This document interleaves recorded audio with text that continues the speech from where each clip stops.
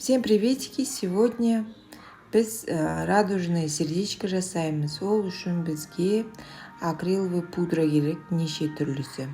Ал кеттік. Обычно гель лакты бір слойға жағып, егер плотный болса, бір слой жетеді, плотный болмаса, екі слойға жағып, оны сушьтетіп, оның үстінен топ слипкім слойым жағамыз. Одан кейін осындай цветной акрилді үстіне втирать етеміз. Одан кейін втирать етіп болғаннан кейін өзіңізге ұнайтын дизайнды прозрачный топпен сурет салып бастаймыз. Мен осы жолы мелкий сердечко салуды жөн көрдім. Одан кейін бұны біз обязательно салып болғаннан кейін оны біз лампаға сушьтетіп аламыз. Одан кейін артық цвет акрилдарды өшіріп тастаймыз. Сол кезде осындай керемет радужный настроениені көтеретін, жүрекке жылу беретін осындай сердечкалар пайда болады.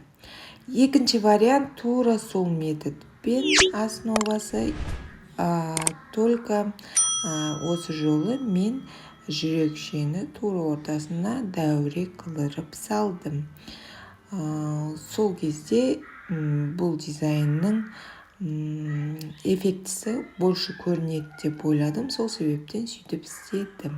Егер менің каналым сізге полезный болып, приятный болып, менің каналымнан көп мәліметтер алып атсаңыздар, өзіңізге керек дүниені алып атсаңыздар, лайк басып, комментарий жазып кетіңіздер.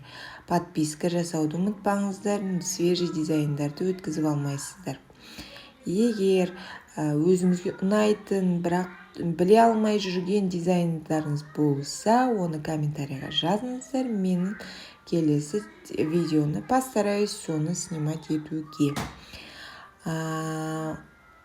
Енді осы дизайндарды сіздер 14 февральға болмаса көктемде, жазда любой моментте салып бере аласыздар.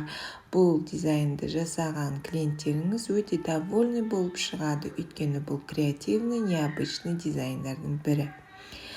Так что жасап көріңіздер, оңай және тез жасалады, просто методикасын түсініп алсаңыздар.